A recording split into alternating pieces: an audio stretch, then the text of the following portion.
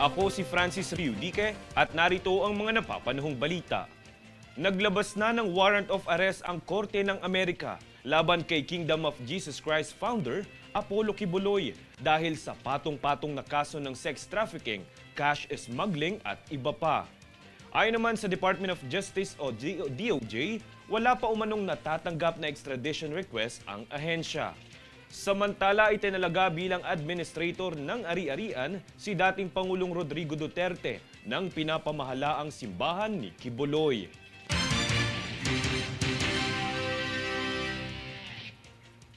Ano nga ba ang dapat gawin sa ating mga kababayang nangangailangan ng kaukulang atensyon at pangangalaga? Yan ang ating alamin sa balitang nakalap mula sa One Media Network Naga. Narito si Melvin Machado. Bistado kang City Social Welfare and Development Office kang Naga ang babaeng may diferensya sa pag-iisip na iyong nangdaklag ning gapo na tuminama sa sarong pribadong bihikulo sa kalabahan kang MT Villanueva Avenue, Ciudad kang Naga. Sa arog kaning sitwasyon, hinahaga ni CSWD Head Annabel Vargas ang pakikipagkooperar kan pamilya kan sarong persona na may diferensya sa pag-iisip. Ang nagiging problema po sa Naga, yung mga kapamilya. So yung pangapudan mi po sa mga kapamilya, di man ka mo madistroso, baka po makadistroso sa iba. So araw ka itong nangyari ka sa ugma na naggapo din sa rong van dyan sa may Peña Francia. Avenue? Peña Francia ba yan? MT Villanueva. So, iyan po, tatanaga ito. Actually, bistado mi. Kaya lang siguro may pagkukulang din ang pamilya para matugunan po ang problema kang kapamilya nila may kadinan sa pag-iisip. Siniguro man kang CSWDO na andam sindang magtabang sa pamilya kang biktima na masumpayan ang pangangaipo sa bulong asin ang pagpapacheck up sa doktor na iyong perming napuputol kung kaya nabalik subuot sa dating kondisyon ang pasyente. So sa kaso po ka mga pamilya sa Naga na ikuning araw kaning problema, lalong-lalo na kung mananing pag-maintain sa bulong, dapat po mag-report na sa mo. And besides, ito pa pong check up sa mental, ito ang pinaka-importante. Kasi ang tinatawag pong bulong, ikusa naman niya ng limit. Ang pinaka-alawig na kayo, 1 month. So after a month, dapat magpa-check up kiraray. So ang nangyayari, lalo na si mga pobre, yung mga follow-up check-up, di naman ito nami-maintain. So nangyayari, nagre-relapse, nabalik sa dati. Liwat man babalikan kan CSWDO ang kaso kan nasabing babae ng daklag nin bihikulo kasudma. Hali sa Siyudad kang Naga sa Kabikolan, Melvin Machado nagbabareta para sa One Media Network.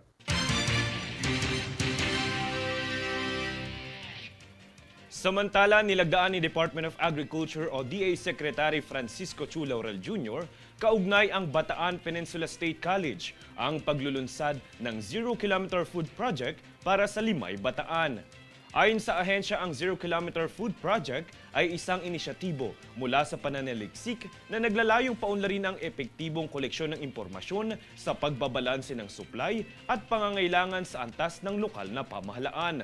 Bahagi nito ang mga munisipalidad ng Hermosa at Dinalupihan upang makapagpatupad ng abot-kayang presyo habang tinutulungan ang mga magsasaka na mapataas ang kanilang kita sa pagbabawas ng gastusin sa proseso ng pakikipagkalakalan.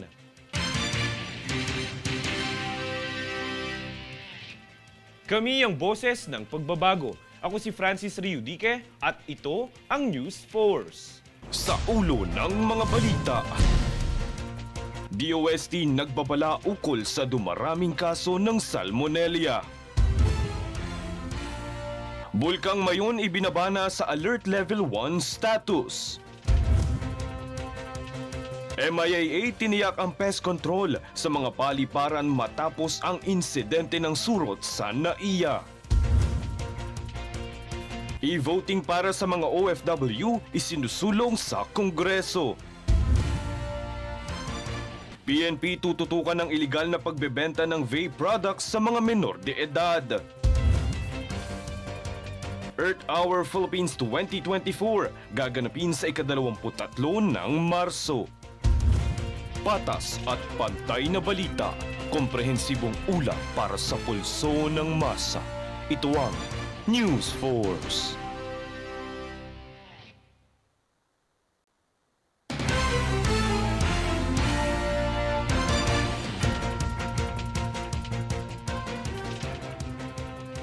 Ako si Francis Riudique at narito ang mga napapanahong balita.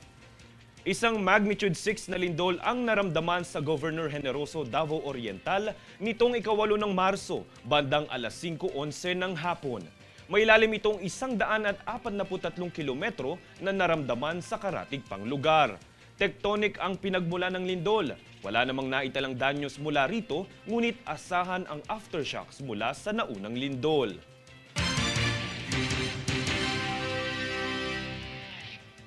Inanunsyo kahapon ng Philippine Statistics Authority o PSA ang paglobo ng mga Pilipinong walang trabaho nitong nakaraang unang buwan ng taon. Ito ay dahil nitong Enero tumaas sa 4.1% ang unemployment rate sa bansa mula sa 3.1% noong Disyembre noong nakaraang taon.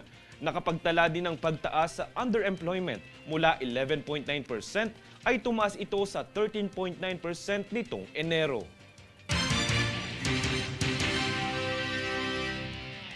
Inaresto ng Bureau of Immigration o BI ang sinususpetsahang human trafficker na may kasamang 7 biktima sa Ninoy Aquino International Airport o NAIA. Ayon kay BI Commissioner Norman Tansinco, ang trafficker at kanyang mga biktima ay nagtangkang tumungo sa abroad. Ngunit matapos ang inspeksyon dito, napagkaalaman na may pagkakaiba-iba sa pahayag ng mga biktima at sinabing vacation trip ay isa palang flight abroad kung saan pinangakuan ang mga biktima na magtrabaho sa Laos bilang customer representative. Sa inspeksyon, nakumpiska ang mga peking dokumento at ID, samantalang agaran ng itinungo ang mga ito sa tanggapan ng Interagency Council Against Trafficking upang hatulan ng kaukulang parusa.